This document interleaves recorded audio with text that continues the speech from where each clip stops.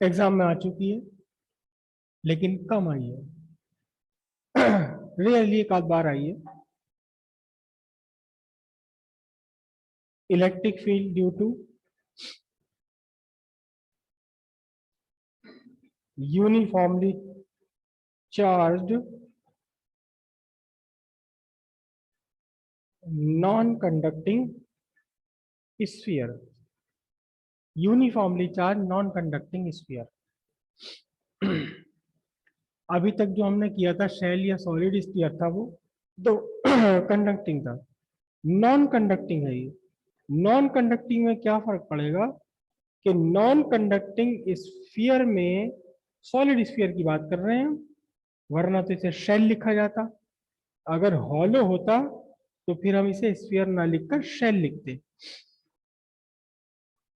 ये आपका solid sphere है और ये नॉन कंडक्टर मटेरियल का बना हुआ है। इसका मीनिंग ये हुआ कि इसमें चार्ज का डिस्ट्रीब्यूशन थ्रू आउट है। थर्मोकोल, थर्मोकोल का बना हुआ है या कॉटन का बना हुआ है। Non conductor. अगर कंडक्टर होगा, देखो अगर कंडक्टर है ये तो कंडक्टर के अंदर चार्ज क्यों नहीं रुकता?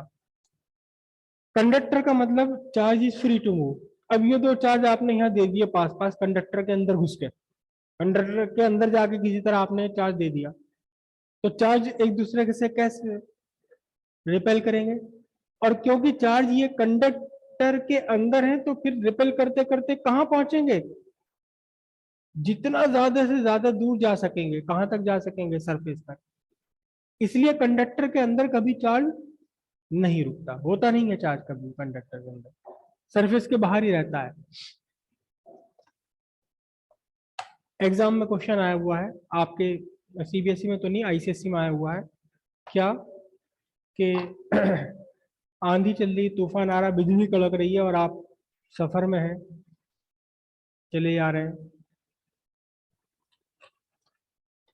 तो उस बिजली गिरने से बचने के लिए सेफेस्ट प्लेस कौन सा है? सेफेस्ट प्लेस मतलब आपको लग रहा है बिजली गिर सकती है, बहुत तगड़ी आंधी आ रही है, बिजली कड़क रही है, बारिश हो रही है, तो सड़क है, जंगल है और कुछ भी नहीं है, तो क्या करना चाहिए? पेड़ के नीचे जाके खड़े हो जाए। The safest place is under a tree. Hmm. बेटा पेड़ पे सबसे पहले बिजली गिरती है, पेड़ पे तो सबसे पहले बिजली गिरती है। और जितना ऊंचा पेड़ होगा उतने ही चांस ज्यादा है बिजली गिरने के।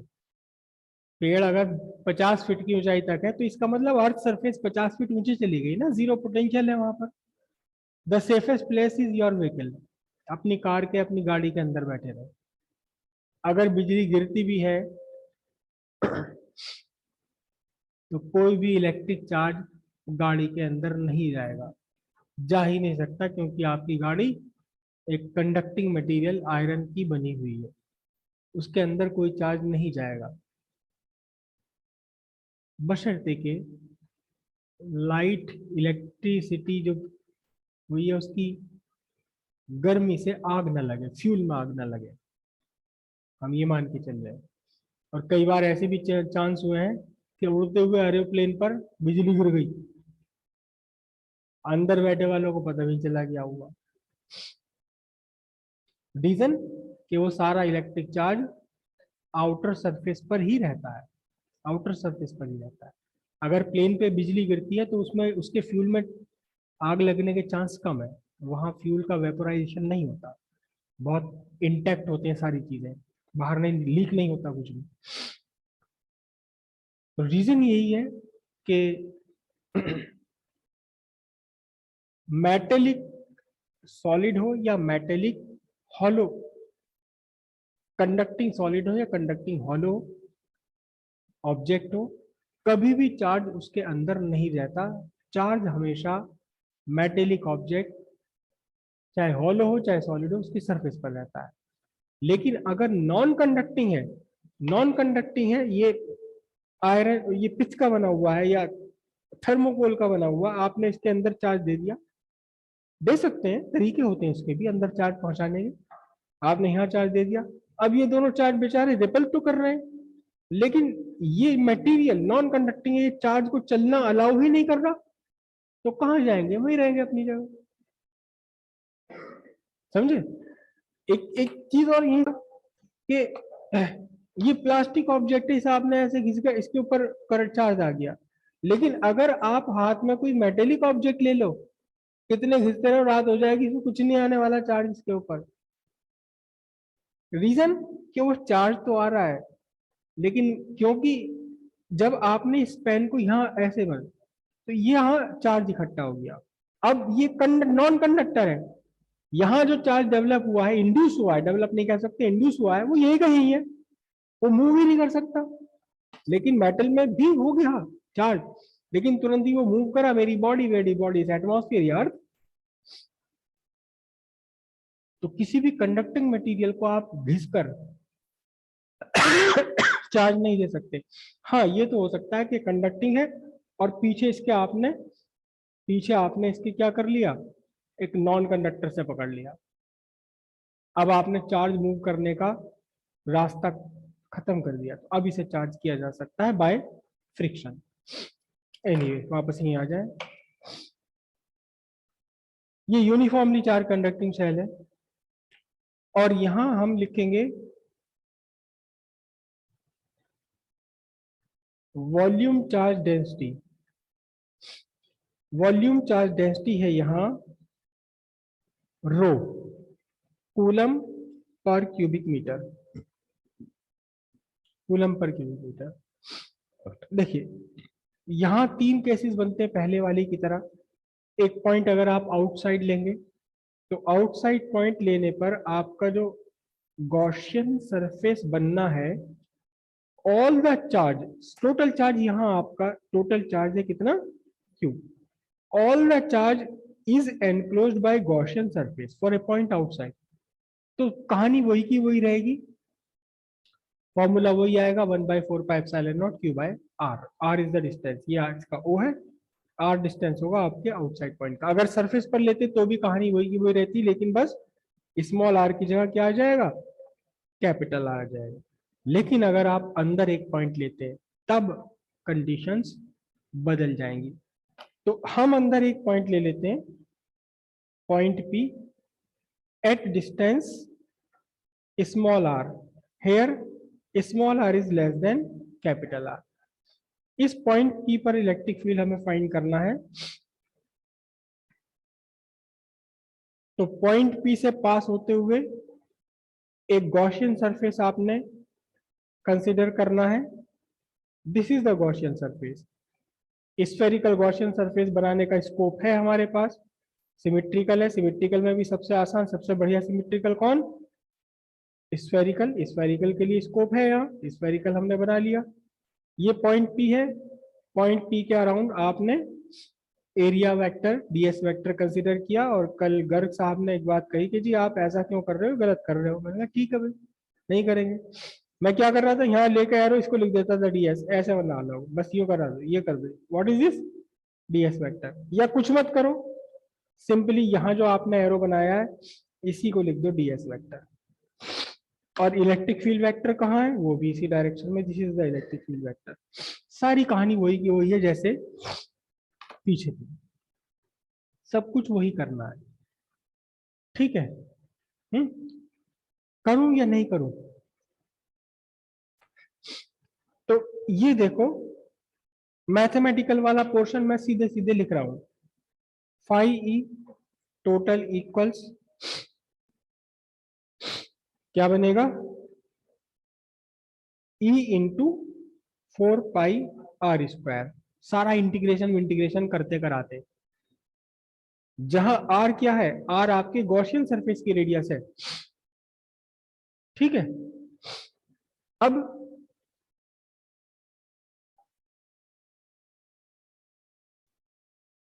Bye Gauss theorem, Gauss theorem से आप क्या कहेंगे, गॉस थ्योरम से आप कहते हैं total electric flux equals Q by epsilon. मैं यहाँ क्यू डैश लिख रहा हूं, ठीक है। क्यू डैश क्या चीज है? क्यू डैश है आपका charge enclosed bye Gaussian surface. अब यहां कितना चार्ज है?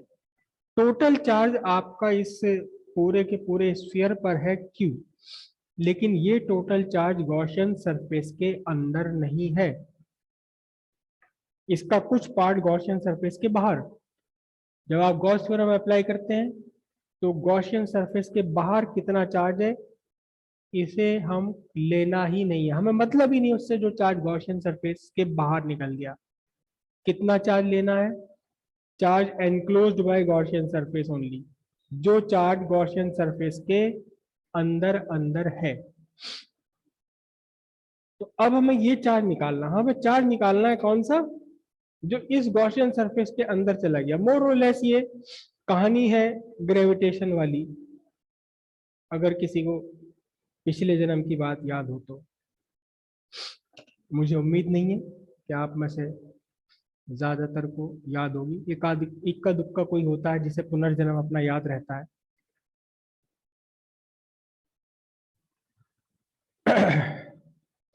Q dash charge enclose by Gaussian surface, हमें देखना कि कितना चार्ज एनक्लोज कर दिया इस गॉसियन सरफेस के अंदर। कैसे फाइंड करेंगे? क्योंकि यहाँ 3 डायमेंशनल है, वॉल्यूमेट्रिक डिस्ट्रीब्यूशन है, तो हम क्या लिखेंगे? Volume charge density into volume charge density into volume, कौन सा volume? Enclosed bye Gaussian surface. Volume charge density यहां है रो, और कितना वॉल्यूम इसने एनक्लोज कर लिया अपने अंदर? इसने एनक्लोज कर लिया है 4/3 पाई स्मॉल आर क्यूब। बस यहाँ थोड़ा सा एक डिफरेंस है कि हमें इस सिग्मा, इस रो रो जो वॉल्यूम चार्ज डेंसिटी है, इसे कैपिटल क्यू की टर्म्स में सब्स्टिट्यूट करना है। टोटल चार्ज कैपिटल क्यू हमें गिवन है, याद कीजिए। देखो हम यहाँ कैपिटल क्यू की टर्म्स में हम क्यों करेंगे? इससे पहले हमने लीनियर चार्ज डेंसिटी लैम्डा लिया था, फिर सरफेस चार्ज डेंसिटी सिग्मा लिया था, लेकिन वो फॉर्मूले के लास्ट तक सिग्मा का सिग्मा ही था, है ना? लैम्डा जहां लिया था लीनियर चार्ज डेंसिटी, वहां फॉर्मूले के लास्ट तक भी लैम्डा का लैम्डा रहा था। उसमें और इसमें क्या डिफरेंस आया है? वहां आपका जो लीनियर चार्ज डिस्ट्रीब्यूशन था वो इनफाइनाइट लेंथ पर था, तो इनफाइनाइट लेंथ तो हम ले ही नहीं सकते कितना चार्ज हो गया। और जब सरफेस चार्ज डेंसिटी हम फाइंड कर रहे थे due to a plane sheet, वहां भी वो शीट कैसी थी? इनफाइनाइट थी। यहाँ जो स्फीयर आपने लिया है अब, ये एक फाइनाइट ऑब्जेक्ट है जिसकी रेडियस कैपिटल आर है, तो हमारे पास एक स्कोप और निकल कर आता है कि हम रो की वैल्यू सब्स्टिट्यूट करें। तो कोई बात नहीं, चलो रो की वैल्यू बाद में सब्स्टिट्यूट कर लेंगे। तब इस क्यू डैश की वैल्यू सब्स्टिट्यूट करते हैं कहाँ? यहाँ पर। तो क्या बना देखो,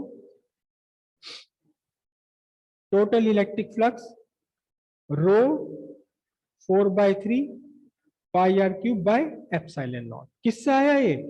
किससे आया ये? गॉसियन सरफेस से आया, गॉस थ्योरम से आया। मैथमेटिकली ये चीज आप पहले ही फाइंड कर चुके हैं, दोनों को वही घिसी पिटी कहानी, एक थराजा एक तिरानी। 4 pi R square equals rho 4/3 pi R cube by epsilon naught. ठीक है, तो E इक्वल्स आपके लिए बन गया 1/4 पाई एप्सिलॉन नॉट। मैंने जानबूझकर यहाँ 4 पाई को कैंसिल नहीं किया ताकि इस पूरे की वैल्यू 9 इंटू 10⁹ सब्स्टिट्यूट की जा सके। और क्या बचा है फिर इसके बाद? इसके बाद आपके पास बच जाता है 4 पाई आर क्यूब अपॉन का 3 भी तो बच गया है भाई। 4 पाई नहीं, आर क्यूब नहीं बचेगा, सिर्फ क्या बचेगा आपका? आर बचेगा। ये वाला 4 पाई अपॉन में ले लिया, एप्सिलॉन अपॉन में आ गया। तो अभी क्या बचता है?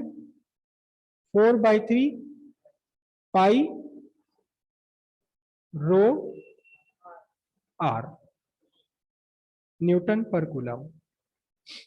ये तो फॉर्मूला आ गया in terms of volume charge density, volume charge density. ठीक है, अब इस रो को भी हम सब्स्टिट्यूट कर सकते हैं। रो क्या चीज है?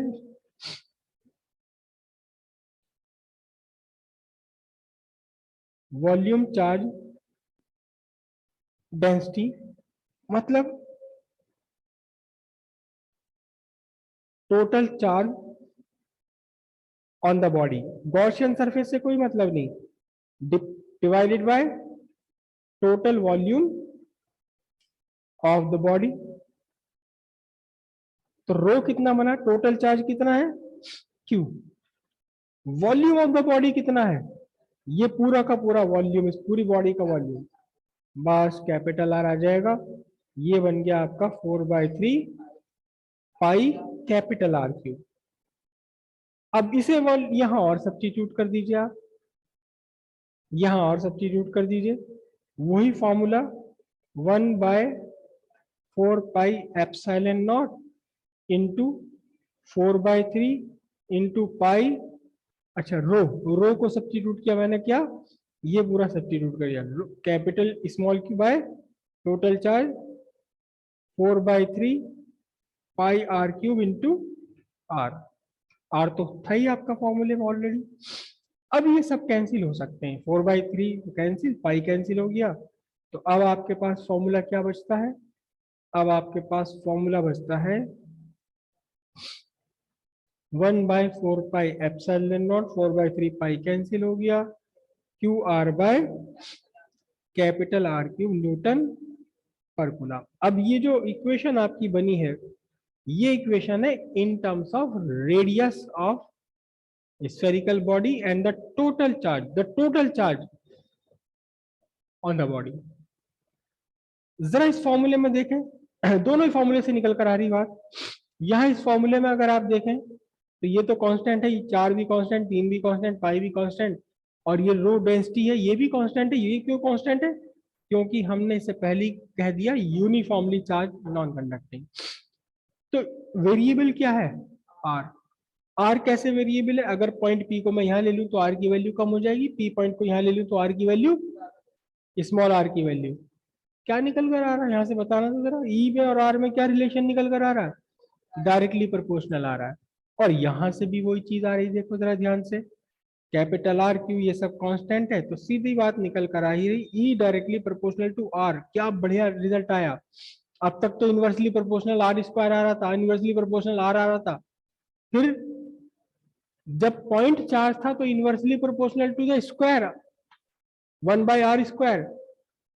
चार्ज और फैला, एक लाइन पर हो गया, तो क्या आया था? इनवर्सली प्रोपोर्शनल टू आर, क्योंकि आर स्क्वायर खत्म होकर आर रह गया था। चार्ज और फैला, 2 डायमेंशनल शीट की फॉर्म में फैल गया, आर खत्म, है ना। चार्ज और डिस्ट्रीब्यूट हुआ, 3 डायमेंशनली डिस्ट्रीब्यूट हो गया, तो अब एक बार और आर खत्म हो गया, नीचे से ऊपर आर आ गया, डायरेक्टली प्रोपोर्शनल आ गया। ठीक है। इसका भी डायग्राम बनाने के लिए आ चुका है, इसका भी डायग्राम बनाने के लिए आ चुका है। कैसे? इलेक्ट्रिक पोटेंशियल नहीं आया इसका आज तक कभी भी, थोड़ा टिपिकल मामला है, इसलिए हम उसे करेंगे भी नहीं। ये सेंटर है, ये रेडियस है कैपिटल आर, ओके, और ये यूनिफॉर्मली चार्ज है, this is uniformly charge. The charge is distributed uniformly throughout the entire volume, throughout the entire volume. अब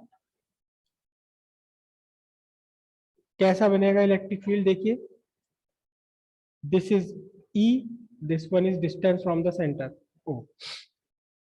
सेंटर ओ पर जब आप खड़े होंगे तो इसमें आर की वैल्यू क्या रखेंगे? अगर आप बिल्कुल एग्जैक्टली सेंटर ओ पर है, पॉइंट पी आपका सेंटर ओ पर, तो आर की वैल्यू कितनी रखेंगे यहाँ? 0। तो इलेक्ट्रिक फील्ड 0। फिर R directly proportional to R, कब तक? जब तक आप सरफेस पर पहुंचते हैं। सरफेस पर पहुंचकर निकलने के बाद में फिर वही कहानी आ गई, inversely proportional to R square. तो अब क्या बनेगा, देखना बहुत ध्यान से।